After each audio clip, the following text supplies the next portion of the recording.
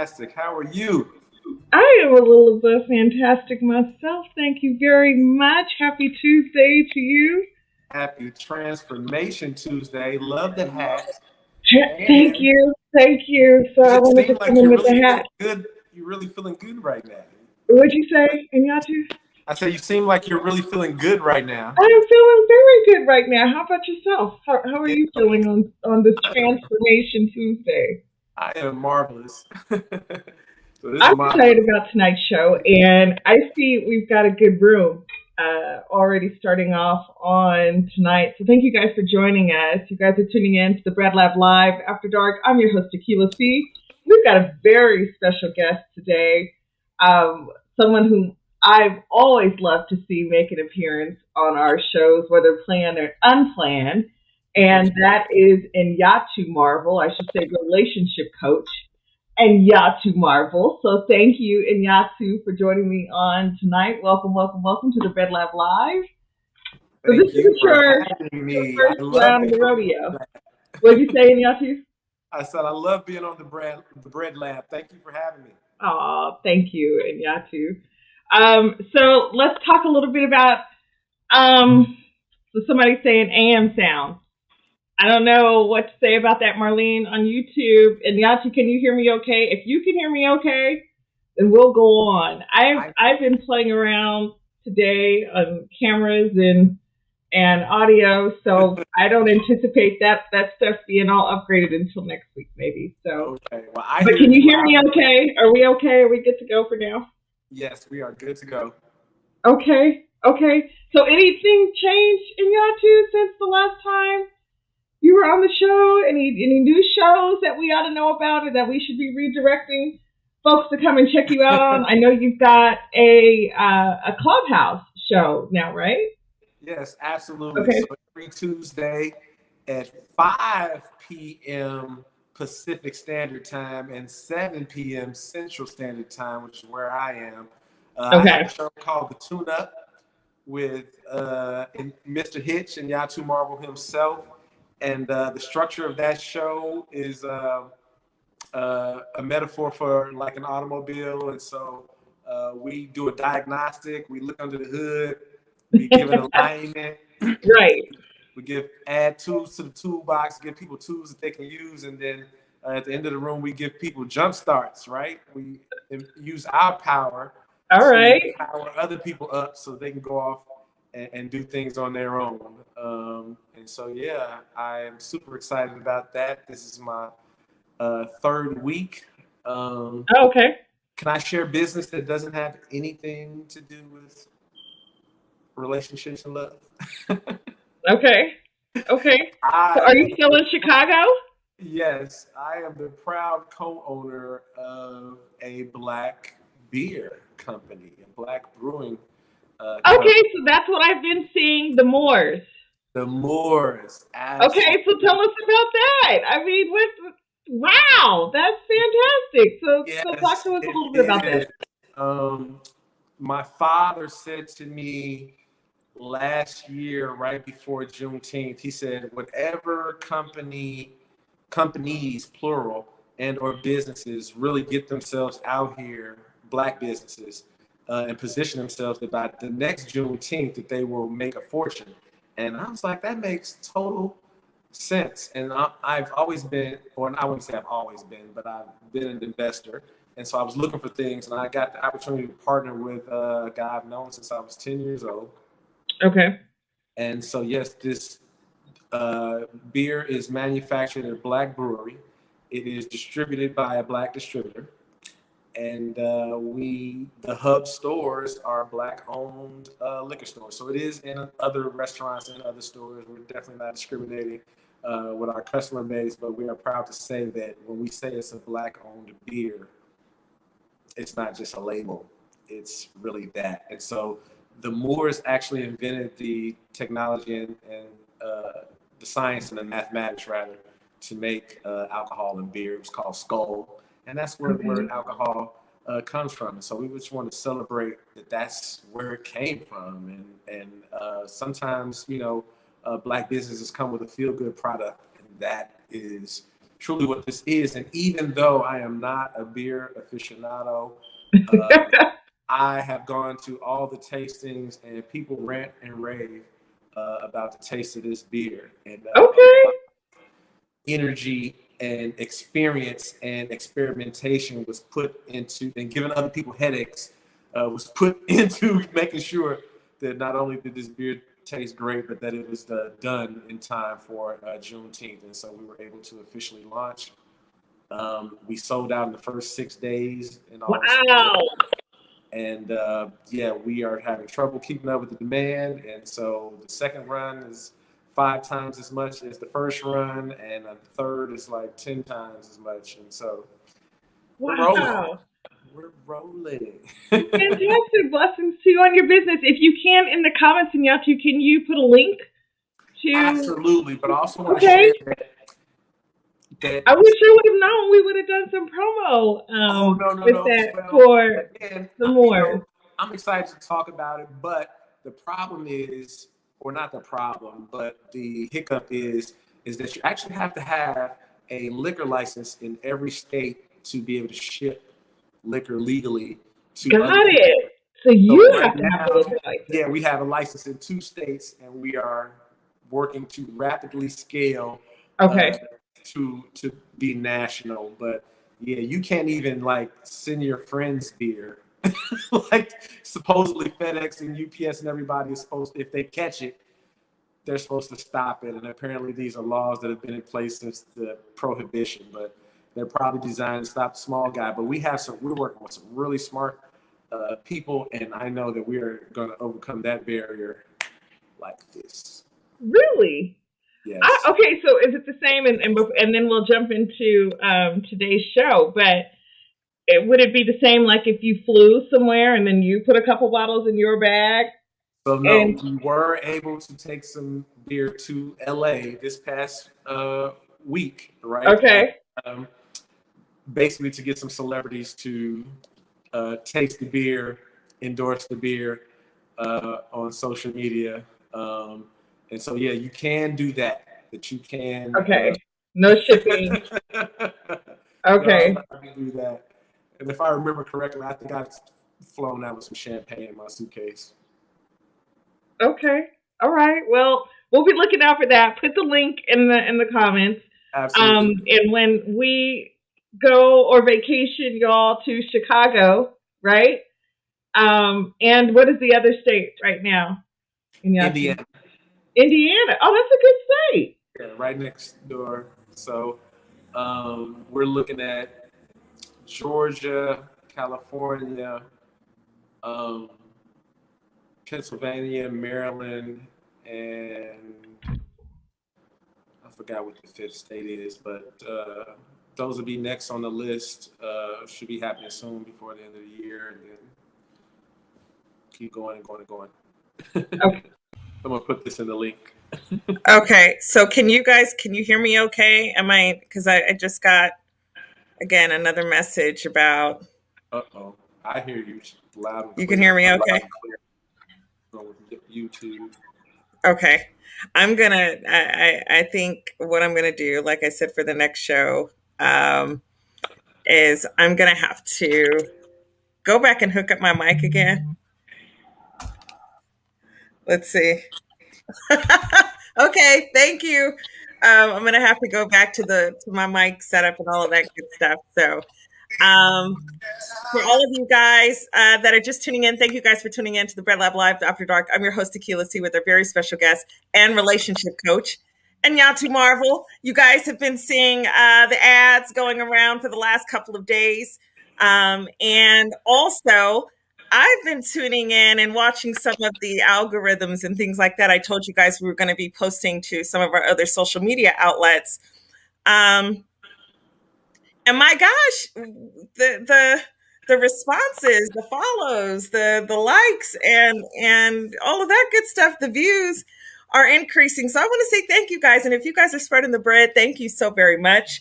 We don't take this lightly and are extremely appreciative of your continued support for the Bread Lab and the Bread Lab Live After Dark. Okay, and so tonight, and Yanta, you and I had a moment just to kindly breeze over the conversation that I wanted to have with you today. However, I got some mail. I got some mail from a. I'm gonna say this was a viewer who obviously saw the ads, and I'm playing some music, y'all. And I want to go back to, and this was actually, forgive me, this is a gentleman. Okay. So apparently he's familiar with Nyatu, having been on the show before, knowing that Nyatu's a relationship coach, knowing that Nyatu drops some wonderful, fantastic nuggets and knowledge on us as it applies to relationships. But this is what he said.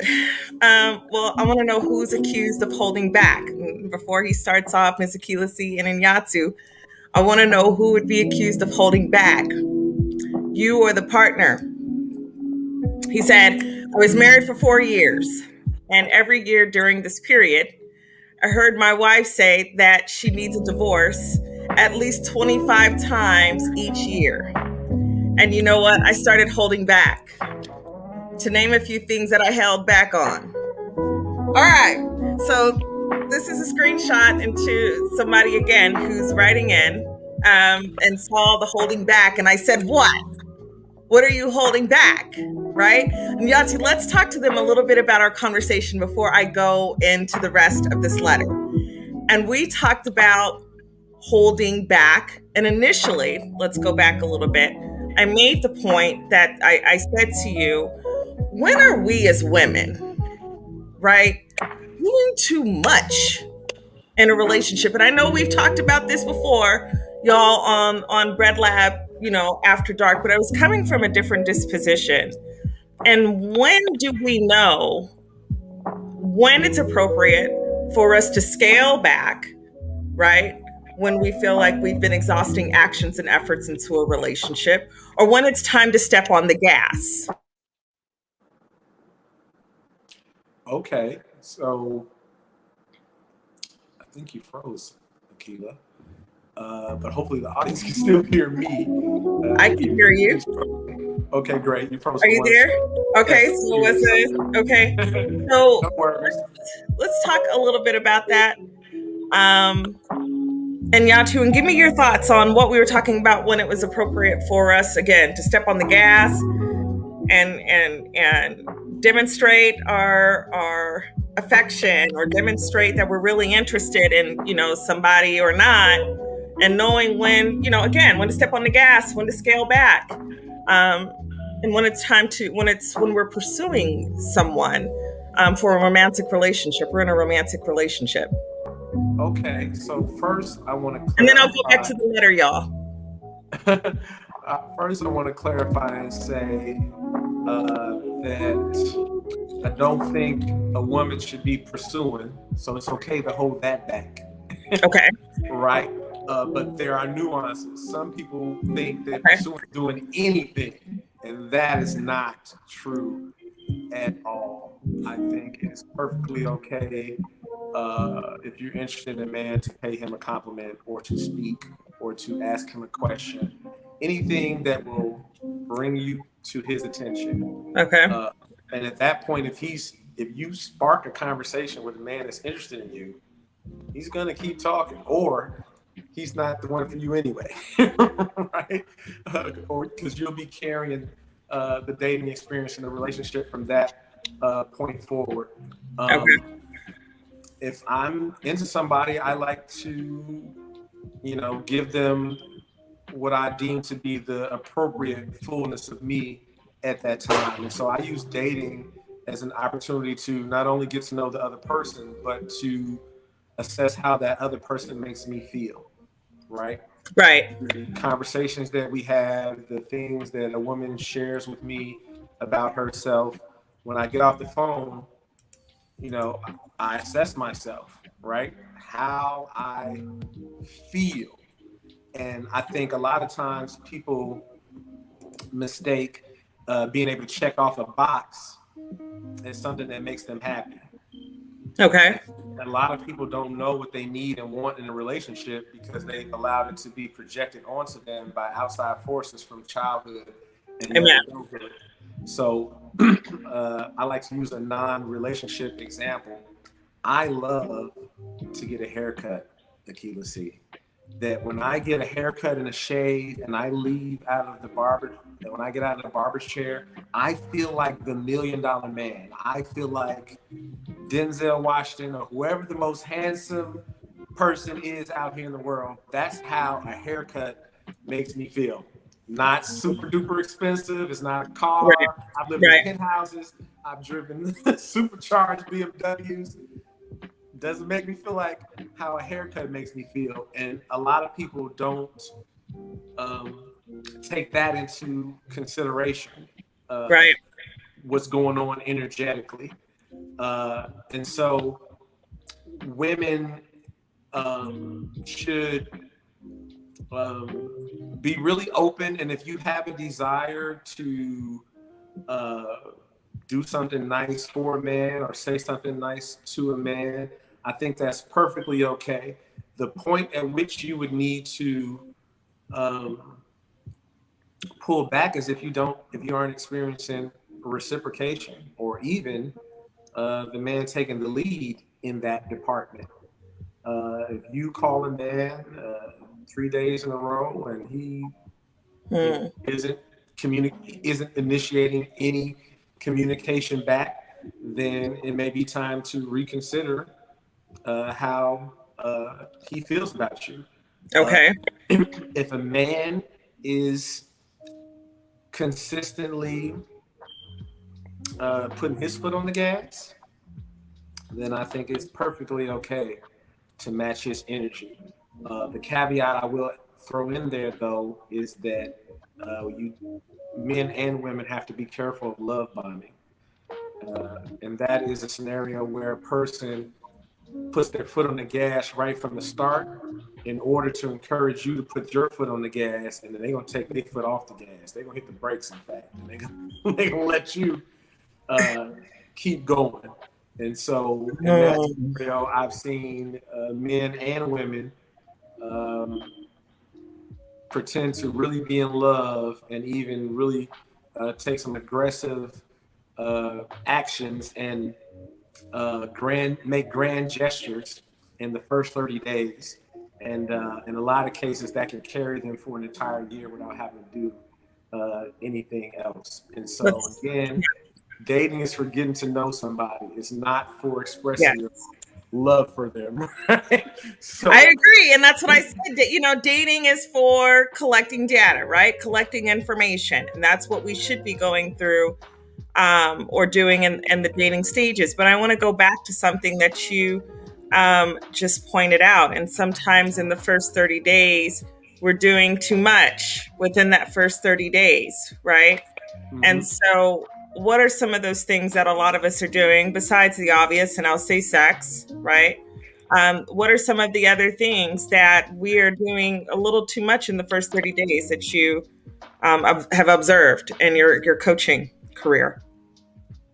um, I think people are doing too much when they're behaving as if they're already in an exclusive relationship and or even in a marriage uh, during Hmm. the dating stage.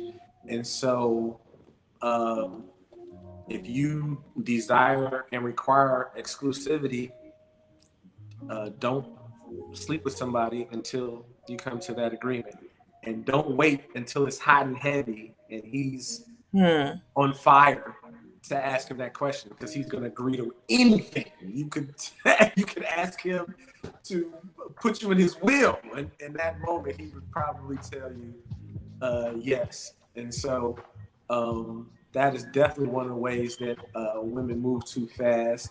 I am all for uh, people demonstrating the quality of person they are, but that doesn't mean having to jump through hoops to um, impress another person during the dating experience. I think the most what you shouldn't be holding back is conversation. What Hmm. you shouldn't be Yeah. holding back is questions about the other person, not just seeing if they check off the box, because that gets a lot of people into trouble because you tip your hand, and if a person is clever, they'll catch on to that and tell you whatever you want to Funny. hear. So you want Right. to ask open-ended questions, Let's and talk about those open-ended questions, and Yatu. Give us yeah, an example of an open-ended question. an open-ended question. So one of the first questions I like to ask a person is, "Are you happy? And if so, what does joy look like in your everyday life?" Hmm. Because it's probably going to be tough for you to be happy with me if you aren't already happy on your own. Oh, okay. Right? So I want to know that first. uh, a Are you second, happy is an open-ended question? are you happy? And what does joy look like in your everyday life? Now they have to tell you what it looks like, right? And if they Okay. just said yes, if they just said yes and it's not true, then when they get to the what does it look like part, they're gonna be like, they're gonna be looking up at the sky because there is no Right. joy. Okay. There is no joy in their Okay. everyday life. A person who has joy in their everyday life, you ask them that, and they're gonna smile and they're gonna start telling you about stuff, and you're gonna be able to feel the excitement or the joy. You're gonna be able to feel it, right? Okay. They're like, watching football makes me happy. Right. It's like, no, no, no, no. I'm walking in my purpose. I am an asset to my family and friends. You know what I mean? I'm living my dream. I co-own a black-owned brewing company. I'm investing in real estate. I love business. It's an exciting game for me, and I'm performing in that in the high function every day. Like, if you ask me what's happening, you're gonna hear and feel the happiness. I enjoy being Hitch. I love being able to give people tools that will help them go out here and attract the dating, relationship, and/or marriage experience that their heart truly desires. And so we're all worthy, but we have to earn what we desire by making adjustments so that we're on the same frequency as what we desire to attract it. So we were talking about, and I think this is a good opportunity to segue into holding back, right? And we were talking about in our earlier conversation cognitive behavior. And for some of you that aren't familiar with cognitive behavior, essentially what cognitive behavior is, and just a Reader's Digest for, is the opportunity in which we need to reprogram our minds from some post or past traumatic experiences that have generally occurred and that of our childhoods, okay, which carry on into our adult lives, okay? And so we are often plagued with negative thoughts or how to think positively about situations, okay, that we may be in. We have great difficulty in being able to take control of our minds and take control of our thoughts to have better outcomes, right? And so we find that that's an issue oftentimes in our relationships. So, holding back, what are you holding back? You had said a couple of things about holding back actions and efforts and things like that. We talked about money, right? Being held back, time, love, affection, intimacy, those things being held back in a relationship.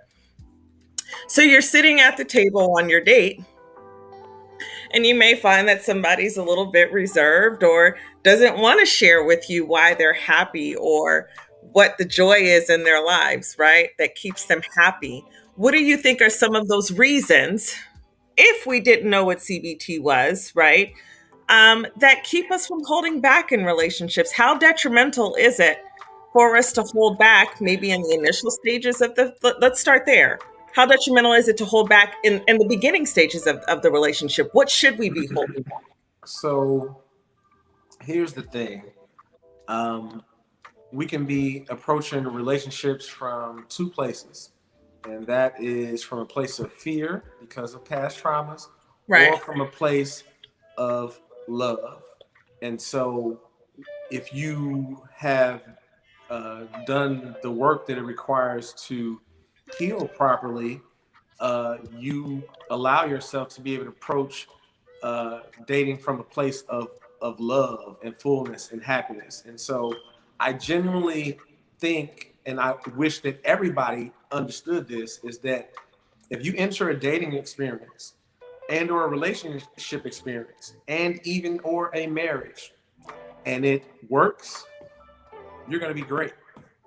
And if it doesn't work, you're still Right. going to be great. And Right. so what holding back does is for both parties is it elongates the period of time that it takes you guys to really get to know each other and what's going on. Right. And it creates a false uh, experience, right? Which the person is basing this connection on, and then when the reality comes out, you have jarred them and or maybe create a situation that can't be fixed because you held back. And so yeah, I think if you feel good about a connection, uh, move forward. If you don't move. you know, don't move forward at all. Don't put any effort into it at all. If you have a first conversation with a person and with the conversation isn't resonating with you, it's okay to move on. If you're looking for your person, 9 times out of 10, your person will resonate with you early on. The conversation will be good. You'll look up and you will have been on the phone for an hour, and it only feels like it's been 15 minutes, Right. right? And Right. so, yeah, the holding back thing, we'll tell ourselves, okay, I'll stop holding back when this happens, and I'll stop holding back when that happens. So first you'll say, after so many dates, and then second you'll say once we're in a relationship, and then next you'll say, well, after we're engaged, I'll stop holding back, and next you'll say, for sure, after the wedding, I'm gonna stop holding back. And how? It's a habit. It's not even a choice anymore, and that's what it's become for people in the dating space. It's become a habit to hold back and be in a defensive position. And when you're in a defensive position, it makes you adversaries, right? True. Right. Right. And so Because if I'm that's the feeling attacked energy, and I need to defend, right? exactly. So Right. women are concerned about being taken advantage of in ways.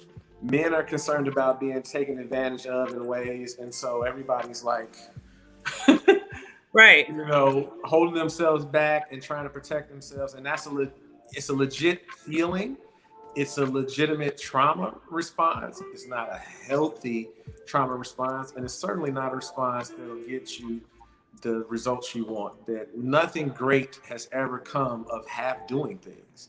Like no one's going to tell you they half did something and it turned out to be this, incredible great thing in the long term. That's not how that works. That when you give your all to something, uh, then you can expect a different type of result. But that's what's going on here. Is too many people, are expecting some fantasy land result while they hold back.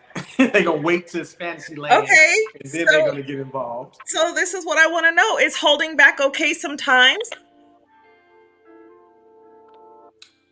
What is the benefit of holding back?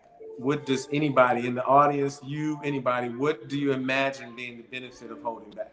All right. So you guys here in Nyatu, thank you guys for tuning in to the Bread Lab Live After Dark. We have a really nice crowd on tonight. So Inyatu says, what's the benefit of holding back? So I'm going to go back to read this letter now that we've delved a little bit into the subject, right? And I'm going to read the letter. He says, first of all, who's accused of holding back? You or your partner. He's married for 4 years, and every year during this period, I heard my wife say that she needs a divorce at least 25 times each year. And you know what? I started holding back. To name a few things that I held back on. I held back on sex, not buying her roses as often as I used to, at least twice a month. Now it's special occasions, or only which like 4 times a year. I'm speaking my mind now, unapologetically. We got this unapologetically term, this phrase that we're using very unapologetically, right? When he says, speaking my mind now unapologetically, even though she never truly hears anything that I say. Stop buying groceries spontaneously, plus other things. I must confess, though, that holding back gives me a bit of fabricated support. I'm bracing for the worst. And when the worst happens, the healing process will be less excruciating and more bearable. When you notice or suspect your partner or you are holding back, the end is near. Right. Thank you, brother. I ain't going to say your name out loud, but that was wow. Thank you. I would like to thank that brother as well for his transparency, for sharing, for allowing us to hear his example and then discuss it. Yes. So I think we spoke about this earlier, but this is what I talk about holding back, dragging things on.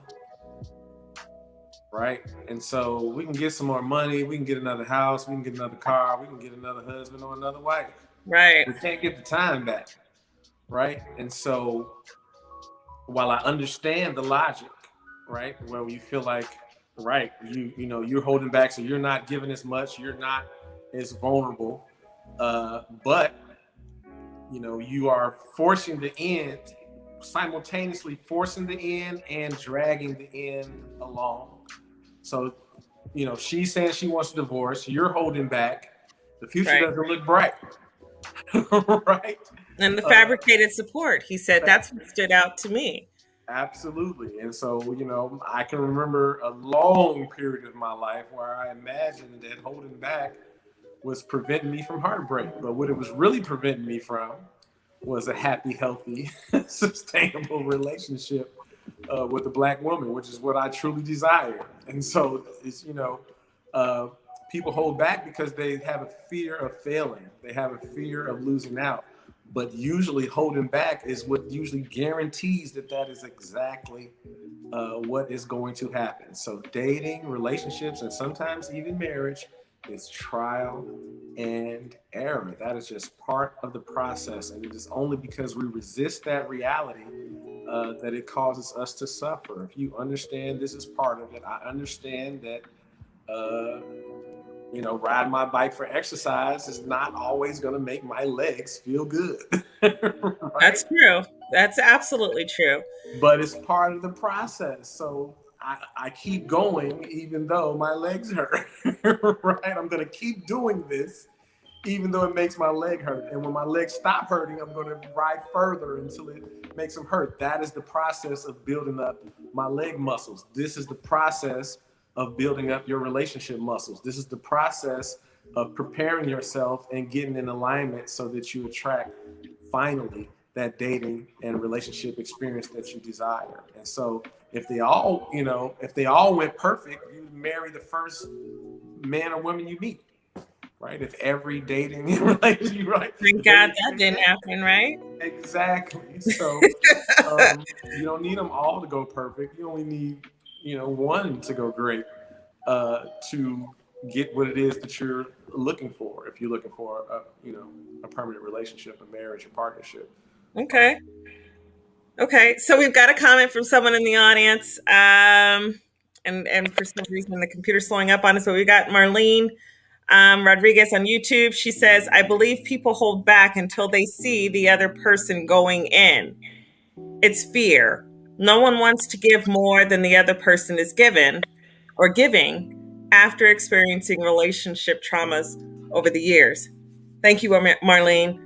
What say you about that, Nyatu? So I'm going to withhold until I see you give in. And then when you give in, I'll give you a little bit. And then when you stop giving, then I'm going to stop giving a little bit too. Do you think that's the natural or the nature of relationships today, the common nature of relationships today? You give, I give. You scratch my back, I scratch yours. So reciprocation is very important, but tit for tat is a recipe for disaster and misery. And so again, for example, I like Aquila C, right? but I don't know how much she likes me. So I'm in California taking her to a fancy dinner. It might work out great. Sounds good already. It might And not. true. Right? True. I said it might work out great. It might not. Right? So because of that, I could hold back and say, well, maybe I should just meet Akila C at the Starbucks and have a pre-date so that I only risk $20 instead of what I might spend at Nobu in Malibu, which is probably a couple $100. Right. But I want to go to Nobu. And what I know about fine dining is that women are a great addition to that experience. The only thing better than eating at Nobu by yourself, if you're a man, is eating at Nobu with a beautiful woman. Right. I'm willing to take that risk for a few $100. Right. The worst that can happen is I love Nobu, but I don't like Akila C that much. But even if that doesn't work, she'll still tell people I took her to Nobu. It works out for me either way. It works for my brand, right? Okay. Either way. But yeah, that's okay. That just means maybe the next situation will work out, but it's not the end of the world. I didn't go buy her the Hope Diamond. I didn't get a second mortgage on my house. You know, I didn't get a payday loan to take her out on a dinner. It's not the end of the world if that happens. Same thing for the woman. You know, if you spend money on your hair and to get your nails done and 2 hours in the mirror doing your makeup before the date so you look great and it didn't go great, you're not gonna die. It's not gonna be the end of the world. You're not gonna lose your house or lose your job. It'll be okay. We don't have to, we don't have to approach dating and relationships from this standpoint of holding back. If you are true to yourself, I'm not saying go over the top, but I'm saying if you have a desire to do something and you act on it, and then the result is that you don't feel good about it, don't do it no more. That's all. Okay. I mean, that's fair enough. So this is my other question that I have for you. Mm-hmm. How important do you think it is? Because now I'm getting into the spiritual side of things. And I believe, and this is something that we've talked about in some of our previous shows, about getting involved with people and not knowing your purpose initially before getting involved with somebody. And we're just going to say, for the sake and purpose of a romantic relationship right now, right? And you're getting involved in this relationship and you don't know what your purpose is. How important do you think it is before starting a relationship with someone that you have a romantic interest in, and understanding your purpose first? How important do you think that is? So I think that's super duper important. I think if you don't know your purpose, then there's some aspects of you that you don't understand, and that's going to make it impossible for your partner to understand you if you don't understand you, right? Right. And so if you don't know your purpose, then you're not really solid on what your needs and wants are in a relationship, right? And if you can't communicate what your wants, you don't know what your wants and needs are, you can't communicate them to the other person, they can't possibly meet them. And so you're destined to fail. Even if you're saying your purpose is a romantic relationship, that romantic relationship will have to have a purpose if it's going to make it to the promised land and make it the distance, right? Why are you coming together? That needs to be clear. Are there some mutual goals and dreams that this connection is going to accomplish? Some people come together because their dream and goal is to build a family, right? And so they gauge each other. I think he would be a good father. I think she would be a good mother, in addition to being a good husband and a good wife. That is the mission. And they come together, and even when they disagree, they end up doing what's best for building this family, what's best for their children. Some people come together to build an empire, right? Financially. She's good at this, he's good at that. She has these resources, he has these resources, and the two of them working together as a team can get those goals accomplished faster and more efficiently than it would be if they were just doing it by themselves. That I'm 47. I'm not dying to have more children. So that wouldn't be the purpose of me getting married. Okay. I want to build a legacy and build an empire. And so that is part of my purpose. And so I have to be in a relationship with somebody where I see my dreams and goals. You know, I see them adding value to that aspect of my life, and that guides things Right. to a degree. So yeah, you have to have a vision, you have to have a mission, you have to have a purpose. I think a lot of men talk about submission. That's a hot topic around, but I learned that submission is submitting to the mission, not to the other person. It's what you both agreed upon is your goals, your dreams, and your goals. And so, you know, I admire my parents for wanting to raise their children a certain way together and doing that no matter what, no matter what. Right. That you know, at times there, I'm sure there was some unhappiness, some sacrifice, some rocky roads, or whatever the case may be. But the bigger purpose kept them together, and I'm happy to say that, you know, they have children and grandchildren who are doing amazing things, and if that was their goal, they accomplish it. So I want to ask you a question. Do you and for those of the Bread Lab listeners that are out there in Bread Lab land, and again, thank you guys for tuning into the Bread Lab Live After Dark. We're talking about holding back. What are you holding back in your relationship? But we have special guest and relationship coach Nyatu Marvel, and I want to ask you, because there have been some shows that we've had, and we've had some viewers chime in about dating, and some of them saying, hey, I'm taking a time out, or I'm dating myself, or I'm getting to know me, or I'm healing and trying to become whole. Okay, great. Do you consult with God? Absolutely. When you are beginning and just even a platonic friendship with the intention of maybe courting a woman because you like the first conversation, or you like how she dresses, you like how she wears her hair, you like how she makes you feel? Do you consult with God initially before going into a romantic relationship with someone? I think that is a low risk, high reward strategy in dating and relationships. And how do you do that? How do you do that as man of God? How do you consult with God when you have an interest in a woman? What does that sound like? What does that conversation between you and God sound like? Awesome. So I love to say, hey, God, it's me. Right?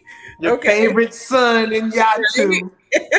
Right? So, I've shared my heart with you. I've shared my desire with you. My desire is to connect with the woman that is for me, and to find myself in a relationship where I feel more than comfortable giving my all, the fullness of my love that I've always felt like I love more than the average person. That my heart is an ocean, and that all I've wanted is a safe place to break the dam and let all all the love pour out. And so, yeah, God, if this is for me, show me, give me signs. If it is not for me, give me signs, and please make them obvious, right? Make me have to decipher it like the Matrix. Hit me in the head. I'm okay with that. So I got another question. Yes. Did you feel that God had given you an answer about the relationship that you were pursuing?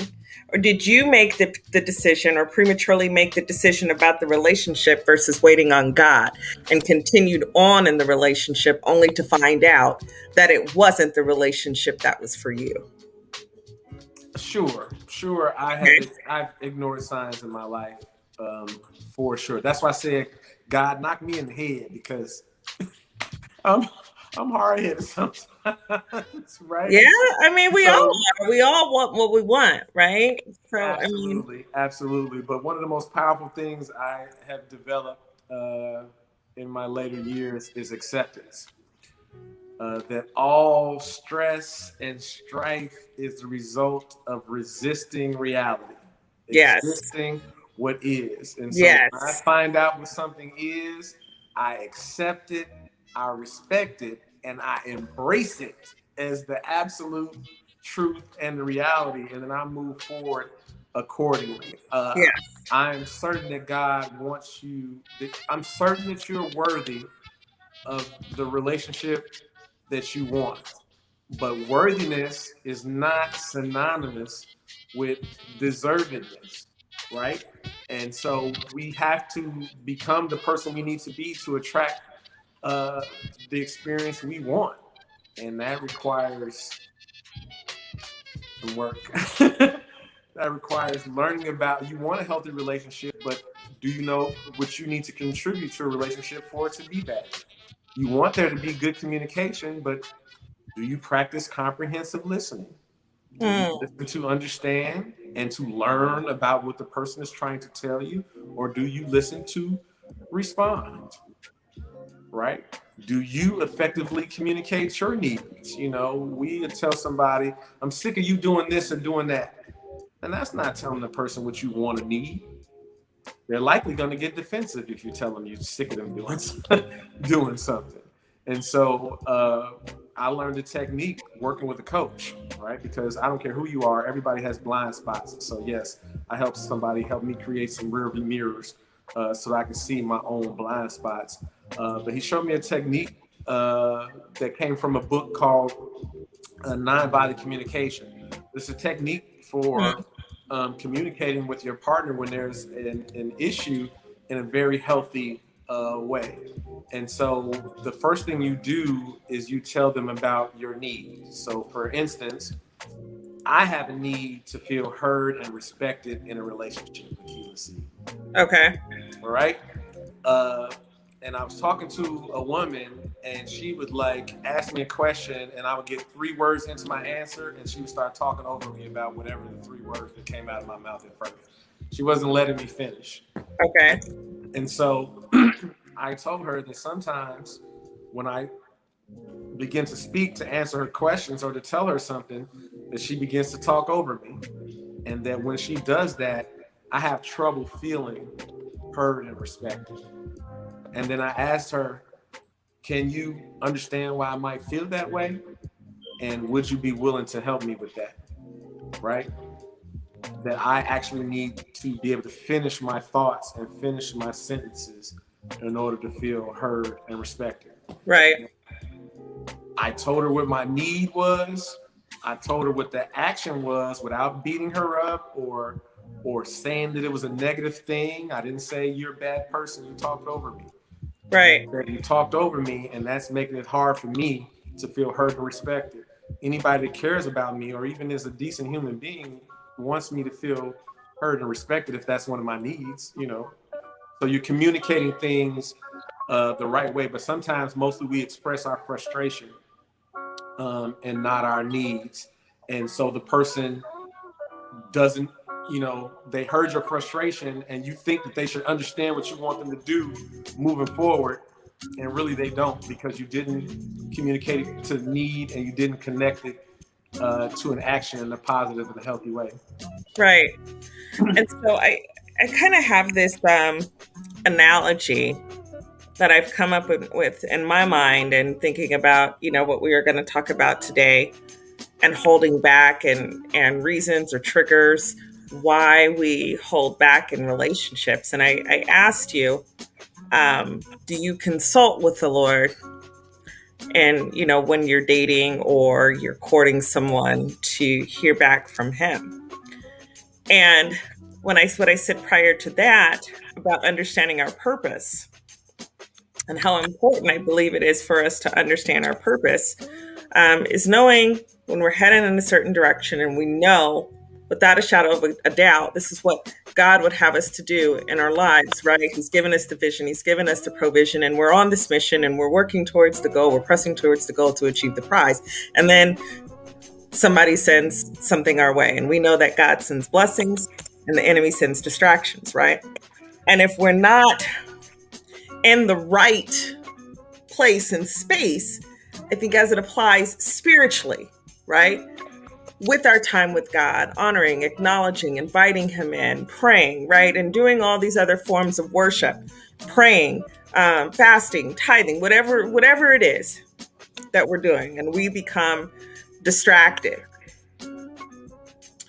It is very difficult, right, for us to understand what God is doing, what He's not doing in our lives, right? So then we could easily be caught up in a situation where we're actually being distracted and get into a relationship that wasn't for us in the first place, having illegitimate children that we shouldn't have been having because we were in a relationship that we weren't supposed to be in the first place, being in a relationship with somebody where now they're projecting things and saying mean things and putting crazy thoughts into your head. So now you find yourself being this insecure woman or man, and you never were in the first place. And you were on your vision and on your mission, right? And in your purpose, right? And we are the iron that sharpens iron. But we get caught up in situations where we're unequally yoked, right? And you're the iron, and here you are hooking up with wood. And what happens when iron is being sharpened up against wood? What happens? When you try to sharpen, it'll dull out, right? So then we get in these relationships with people where we came in sharp. We came in on point. We came in loving the Lord, blessing the Lord, praising the Lord, praying to the Lord. And here we are, the iron. We are sharp. And then we get in this situation with some wood. And then you find yourself, the iron, trying to sharpen the iron, and then you sharpen it against the wood, and your blade is dulling out. And while your blade is dulling out, and you're trying to sharpen it up against this wood, you're damaging the wood. So here you both are, right, in this situation, in this relationship, where the both of us, or both of you, are ultimately damaging each other.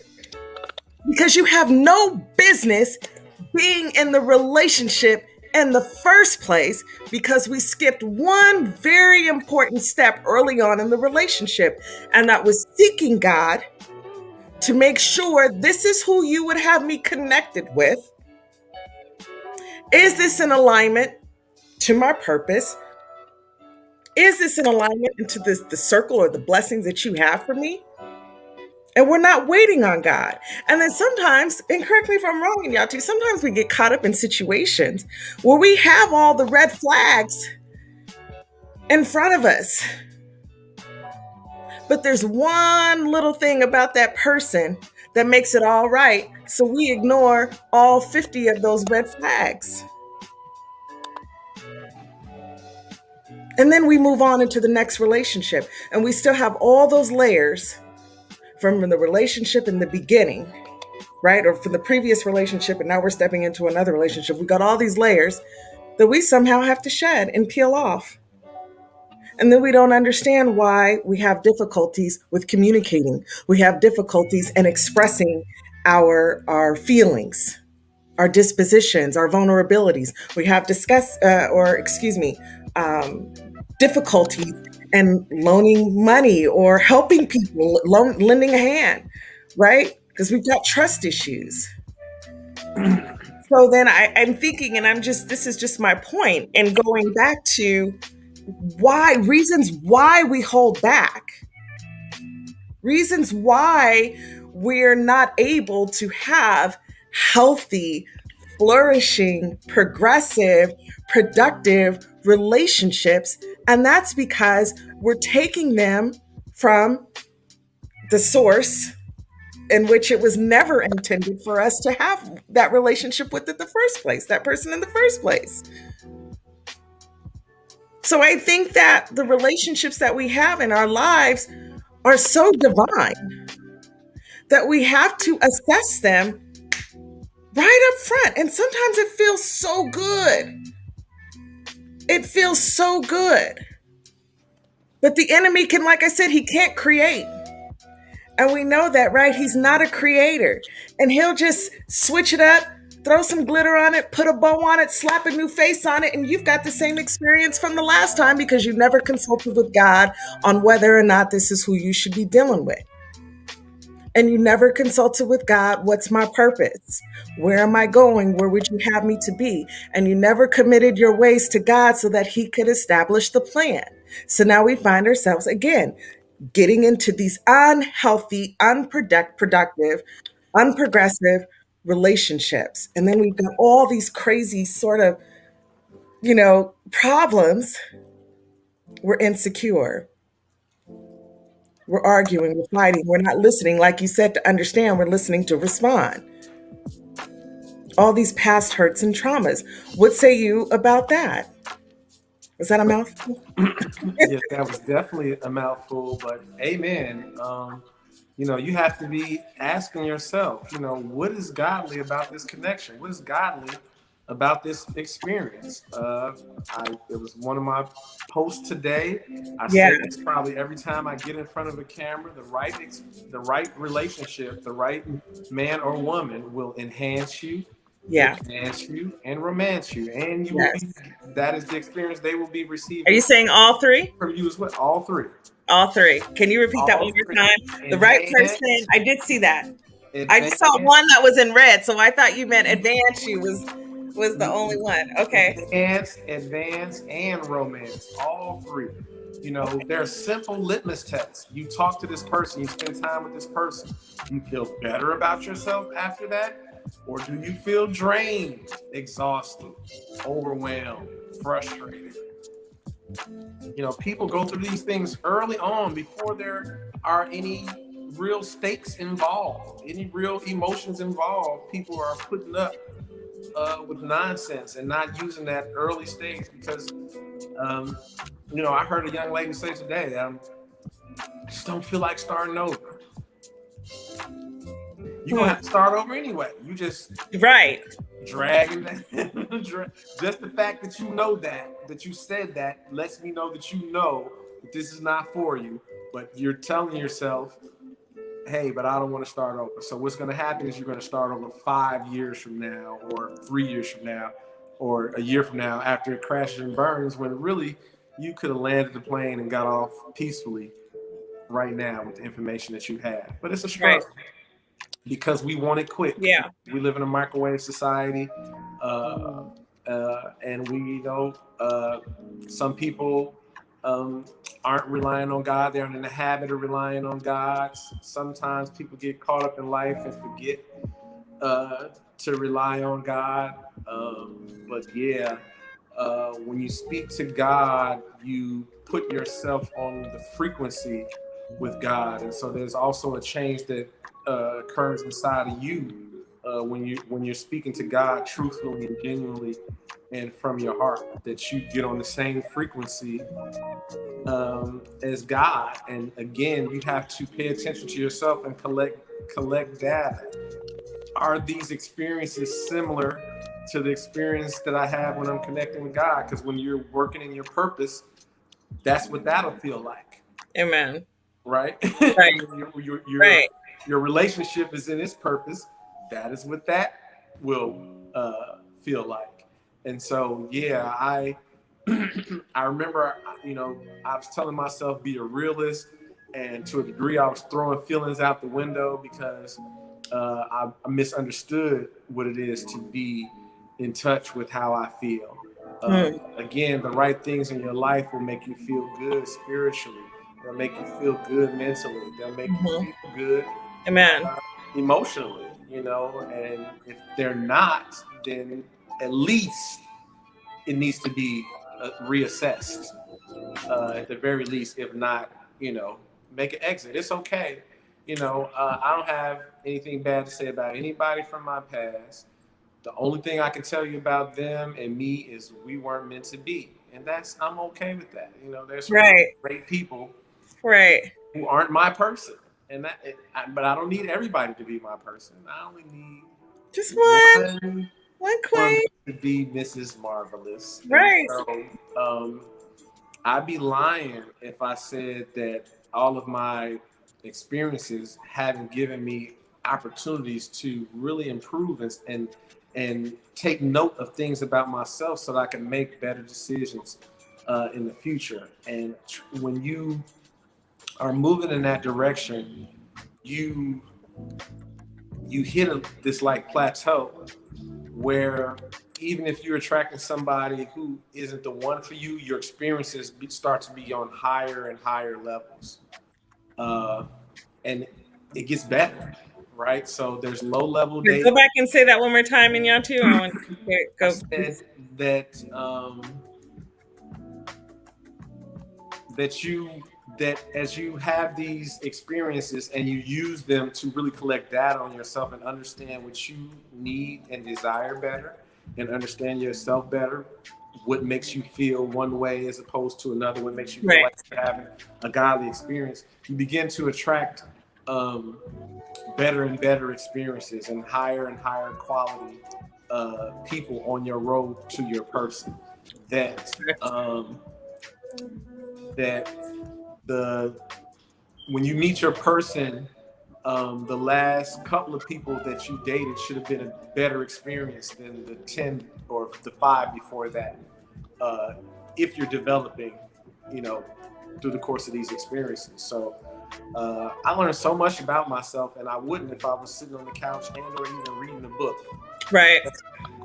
That's knowledge, but that's not your intuition. That's not your spirit. That's not God speaking to you through your spirit, and it's necessary. And people, again, embrace it, accept it, embrace it, enjoy the experience. God is molding you for your person.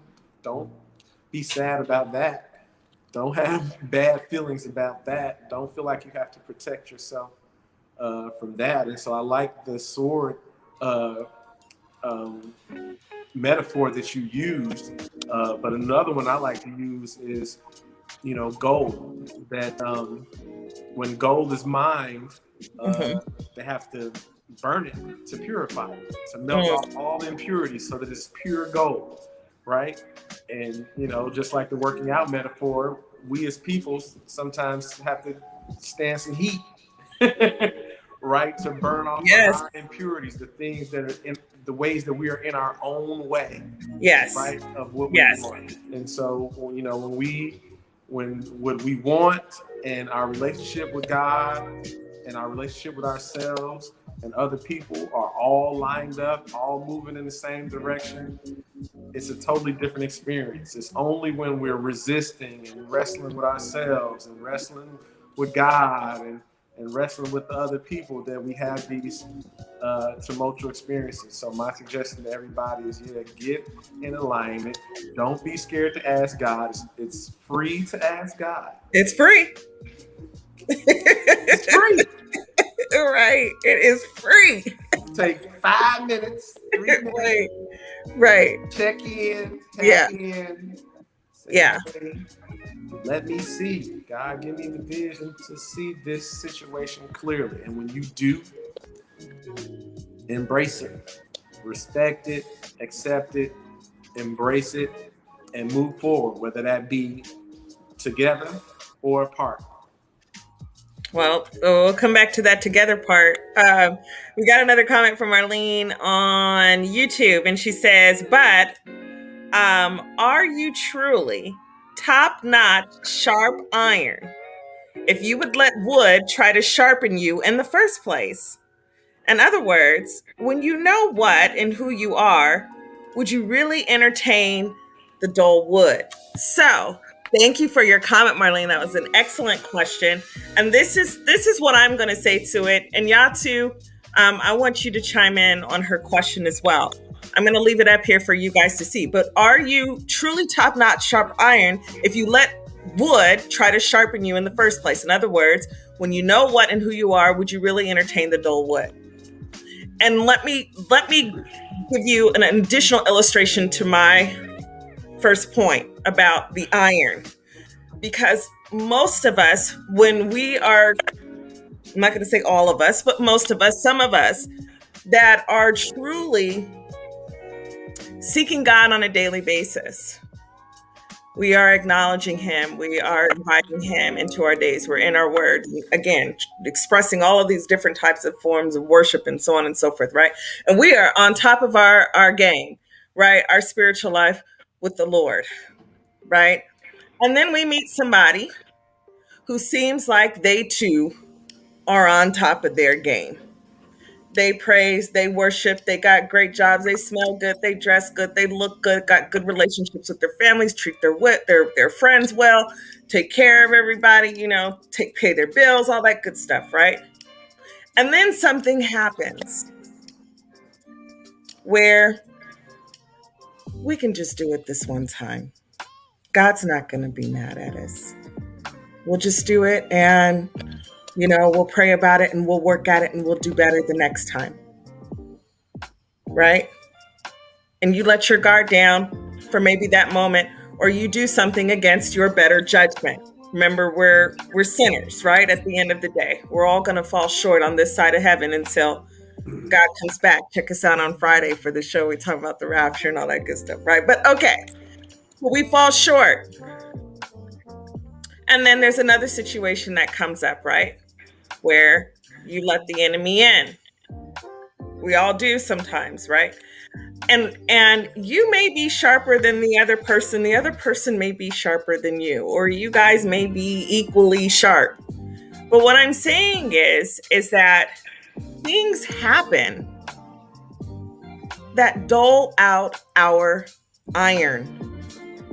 We meet people, we involve ourselves in things that dull out our iron. And my initial example was just to say, you meet somebody who may not be as strong as you. And your relationship with where you are with Christ, but you really like this person and you're really digging this person. And this is just one example. We might give in to a couple of things sometimes because we're in the moment and we really like this person. We don't want to disappoint them and we don't want to lose them. And we don't want to, stop talking to them or having their presence with us or because of how they make us feel. That happens sometimes. So in some cases, some people are not sharper than us. And again, we allow them to come in and change our thinking about a thing. And it may dull out our iron just a little bit. You're having a good time, right? And then here comes the next situation. And they say, oh, well, come on, let's just go out. We're just going to the club. We're not going to do anything. We're just going to hang out for a few minutes. And that's all we're going to do. And we're going to turn around and go, okay, I guess there's nothing wrong with it. Let's go. And then rather than you taking the stand and saying, no, this isn't right, or according to what the Bible says about this and that and the other, or you're really digging some guy or some guy's really digging some woman, and them saying, no, we really shouldn't do it right now. We should wait until we're married. We do it. We do it. And whether you know it or not, subconsciously, unconsciously, you're causing them to also stumble because you know better. We know better. So what I'm saying to you is, or back to your point, Marlene, I'm sorry, she was talking about my mic there. Are you truly top-notch sharp iron? We're always truly top-notch sharp iron, and we never anticipate someone coming in and influencing us or knocking us off of our block. Right? But what I'm saying is that with the metaphor of the iron sharpening the iron, when we give in just that one time and we hit that dull, or excuse me, that wood block, it dulls us out a little bit. And it doesn't put them in a position to be any better, not only for themselves, but for the next person. And then you also need to think about their salvation, because we are responsible for what we know. We are responsible when we know when sin is sin. and we continue to do it. So the goal is, of course, Marlene, I agree with you, to always be sharp, to always be, ready to go with our swords and our arsenals and our tools and all of that. We should always be ready to go. But what we also do on a daily basis is fall short. And that's my answer to your question. And Yatu, do you want to chime in on that? Yeah, I'm excited to answer Marlene's question. Thank you so much for Thank you, Marlene. asking. So, but are you truly top-notch sharp iron if you would let wood try to sharpen you in the first place? And so, my response to that is one, um, everybody has blind spots. Yeah. Two, um, well, I'll just use myself as an example. Um, I came into this world with a lot of advantages. Not silver spoon in my mouth. My parents weren't rich, but we were rich in love and effort and energy and family and Okay. village and them elevating their children. Hmm.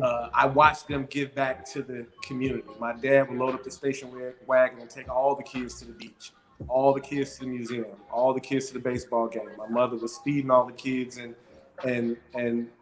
tutoring kids.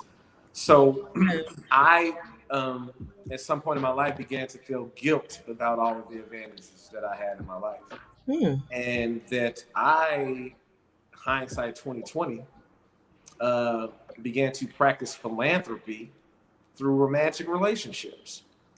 Meaning, Hmm. because I felt like everybody was worthy, I conflated that with them being deserving of me in particular, right? Because I wanted to believe that everybody was worthy,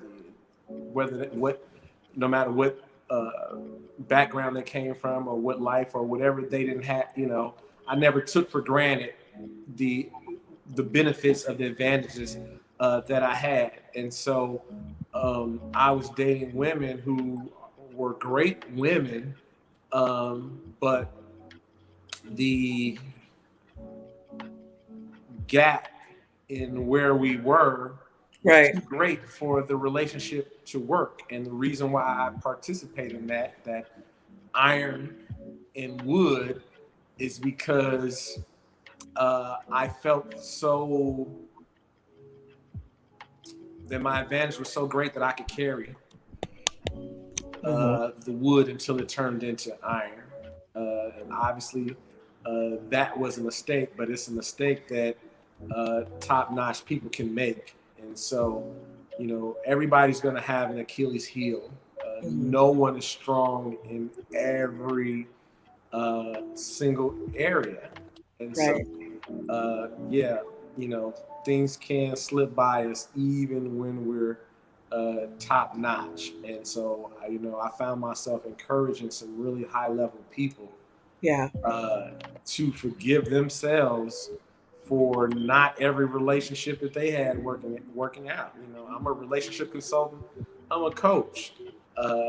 I don't beat myself up because every relationship I had wasn't perfect or didn't work out, or because I make mistakes in relationships, or because I'm still learning. I tell people all day, every day, I'm not a relationship expert. I'm a relationship master student because I'm still learning Right. every single day. And so, Marlene, I hope that answers your question, that even high level people have experienced trauma.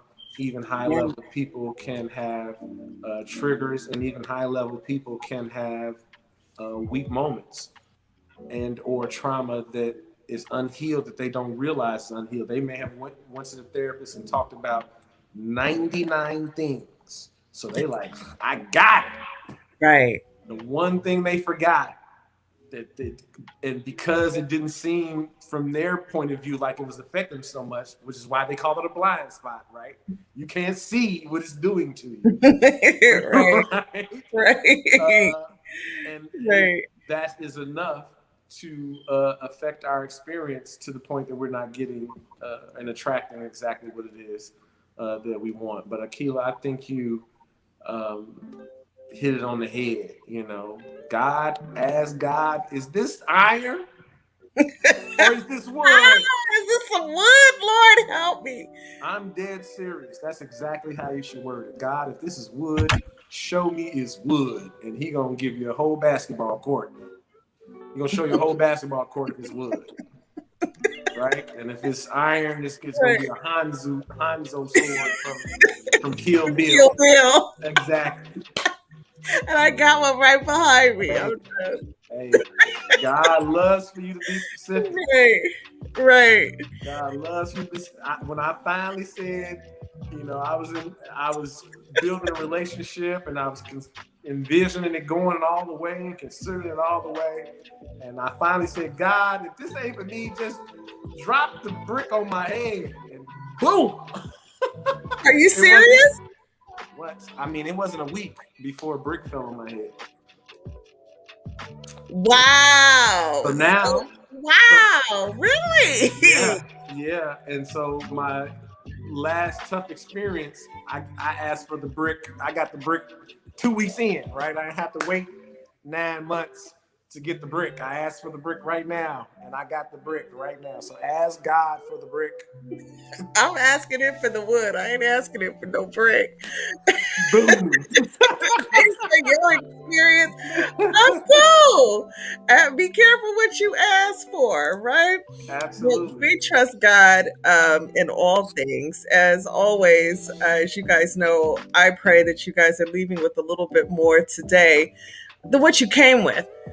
Before we check up out of here, and Nyatu, what are some things that you can suggest for the viewers and the listeners, and tools that you can suggest to help people to be able to operate more freely and openly in their relationships that they ought to be in, where there is some trauma from the past and we're still trying to heal and become whole, right? Mm-hmm. But what are some right now tools that some of us can exercise and utilize in which we may be experiencing some difficulties and being able to open up or be more expressive or have, better contributions to our relationships? What are some things that you can suggest that we do?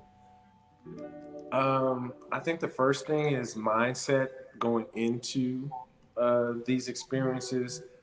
If you are convinced that the only thing that's out here is negative experiences, then that is what you will attract. You can't attract your person if you don't believe they even exist.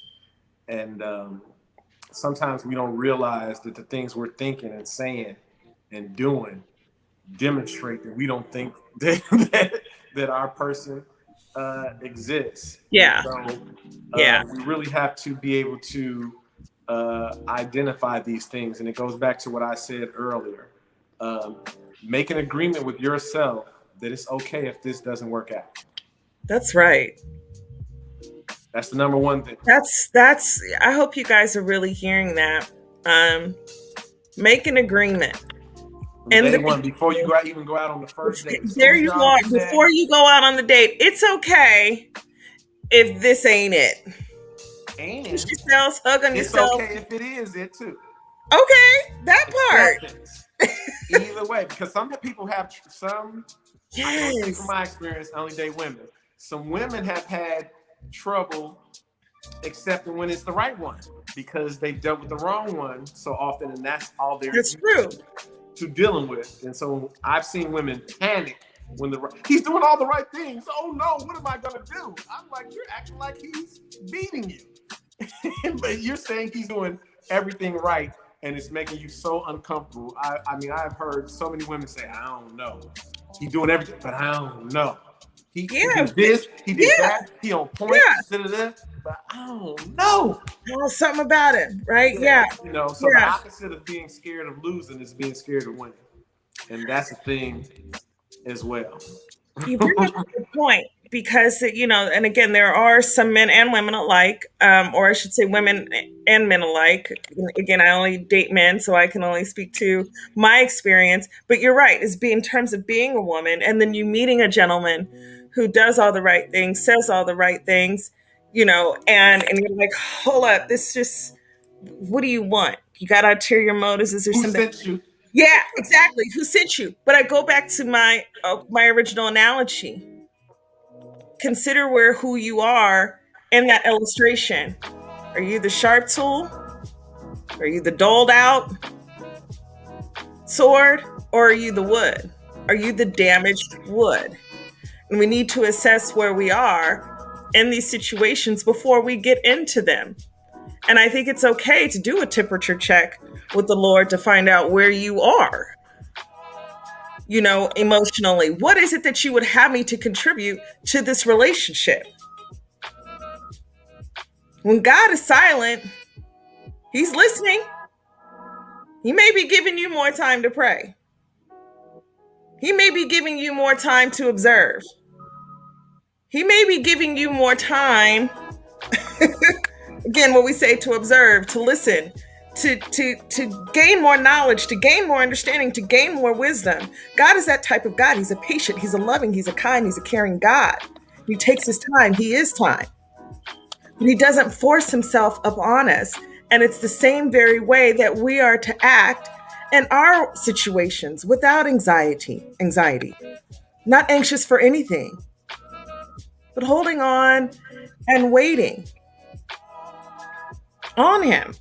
We pick and choose our wives and our husbands. He gives us free will to do it.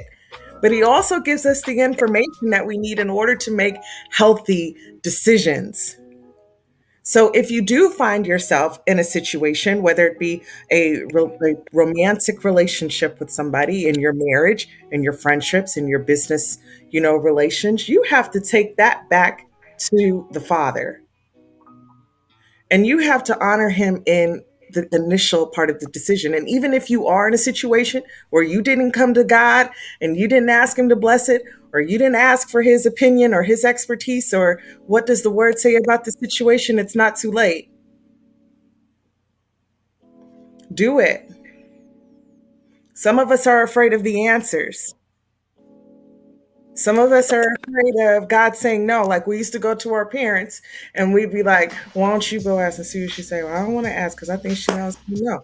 We'll just go ahead and sneak out and we'll just go.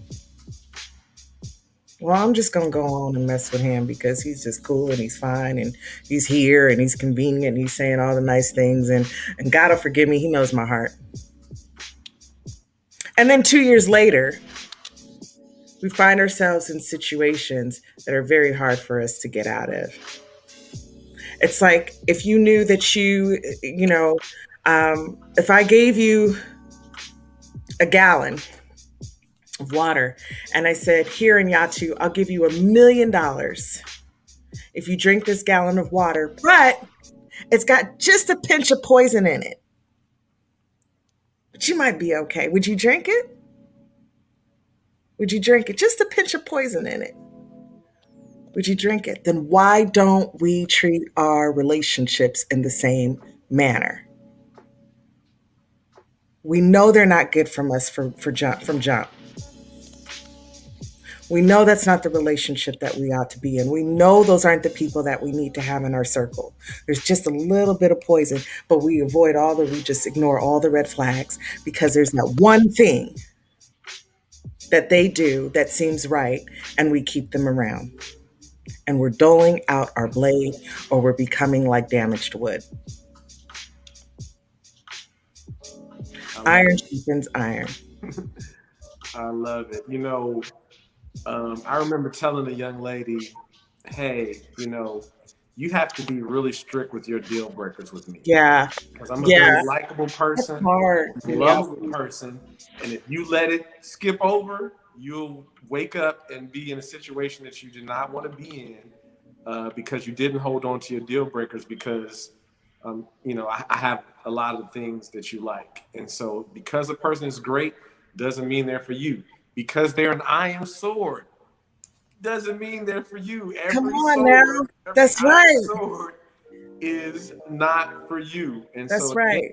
Most important, we have to be in tune with ourselves, our needs, our wants. And the moment we spot things, we can't ignore them. We have to pay attention to them. And you know, my dad taught me my whole life. He said, I don't believe anything in this world happens without a warning. You just have to be paying attention. You know, Yeah. when a car accident is about to happen, something always happens first, right? When you see these videos and the car spins out of control, you see it Yeah. first if you paying attention. If not, you smacked into them too, That's it. right? And it's the That's it. same thing in romance and relationship. There's never not a warning. You just didn't think that was the warning, which is why Aquila does it, but I say drop the brick on my head I'm now, cool on the God. brick. I'm so Drop cool the on the brick brick. now, Lord. Drop the brick right Yeah. now. I'm not supposed to be here. Yeah. Don't make it plain. I don't want to be wondering, does that mean, and does it make it undeniable? If you Yes. ask God for undeniable, trust me, God will give you undeniable evidence of what it's supposed to be. You just got to not be afraid to ask and not close your eyes when it comes. Accept it. And I guess this will be another show also, though, y'all, is that we also have to be walking in obedience. God says, seek the kingdom and his righteousness. And those things that we desire, again, and those things that we ask for will be given to us because of the order in which we seek things. God is a God of order. So it's important that we are taking before him these relationships. And now many of us are dealing with, not all of us, some of us are healing, some of us are in good places. I'm not saying all of you. Kudos to all of you guys that are in good places right now and whole to jump into or usher yourself into some healthy relationships. But there are others of us that have some unidentified traumas or traumas that we are reluctant or resistant to identifying because it's not our problem. It's always been the other people, right? But now it's time to get real about some things. It's time, for us to get real about some things. And what are you holding back? Are you holding back from you? Are you holding back from God? Are you holding back from this man who wants to love you, wants to get to know you, wants you to be a part of his life, but you won't let him in? Or what about this woman who is saying all of the right things and is matching your effort, as Nyatu said earlier, and she's not coming on too strong, and she cares and wants the best for you, but you're still a little hesitant because you've had problems with all the hoes from the past. Excuse my expression, but these are some real life scenarios, right? Absolutely. So it's just time, y'all. I encourage you that you've got to go back before the source. You've got to go back before the Father because we've got some past traumas and experiences that are keeping us, withholding us, are laying off amazing opportunities in which the Lord wants to work. And not just in our love lives, like I said, but in other areas of our lives. You've got to stop those cancers. And we've just got to seek him first, period. I mean, God's words never return unto him void, right? In Nyatu, when he tells us to do something and we actually do it, wow, the results are amazing. So be careful, because sometimes we are our worst enemies too, right? It's not always the devil. You know what? I think you should do a show about being strategic about praying. Right? I think so too. I can pray for a woman that's this and pray for a woman that's that. Okay. Or I can pray that God help me to become the man that attracts the woman that is this and that is that. Oh, that was pretty dope. Say that again. You got to. So say again, that for the people in the back. You can pray for your wish list in a man Right. or a woman, or right, you can pray for God to mold you and elevate you and shape you into the man or woman you need to be to not only attract that person, but sustain a healthy, happy relationship with that person. And when that happens, you don't have to worry about Amen. all of the rest. Amen. I think I had a meme on that a couple months ago. Many say, Lord, send me a husband or a wife, but many don't pray, Lord, prepare me to be the husband or the wife, right? So we just got to get our order right. We just got to get our order right. But we know that all of you guys watching can do it. Thank you guys for tuning in to the Bread Lab Live After Dark. We have a beautiful crowd on today for all of you on Facebook, YouTube, Periscope, and Twitch. Thank you, thank you, thank you guys. We love you very much. We will be back on Friday with Ed Cromartie, eschatology scholar, as we are talking about, or are you listening, part 2, the signs of the end times. What we're going to be talking about on Friday, we're going to be picking up from where we left off this past Friday. We are talking about, or jumping back in, at the Great Tribulation. So if you guys did not watch last Friday's show, go back and watch it, bring yourself up to speed. And then again, we'll be back on this Friday, 10 a.m. Pacific time, 1 p.m. Eastern time. And then we will be back again next week, Tuesday, for the Bread Lab Live After Dark, 8:15 Pacific time, 11:15 Eastern time. And Nyatu, I can't express to you how much I love you. You are always a joy to have on the show. Oh, I said keyword, joy. What makes you happy? What makes you joyful? And Nyatu here with me on tonight, and all of you beautiful people that are in the crowd. Again, we hope you guys are leaving with something a little bit more, I should say, than what you came in with. And as we always try to do in Nyatu, before we close out a show, we like to close out in a word of prayer. So I was wondering if you would be open to closing us out in a word of prayer. Okay, but before I do, I want to thank you so much for having me. Thank you so much for the conversation. Absolutely. And stay with up to my bro, Quaylen, for me. Sure. Quaylen, if you're watching and Nyatu says, what's up? But if you want to close this out, I greatly appreciate it. All right. Let me bow my head. God,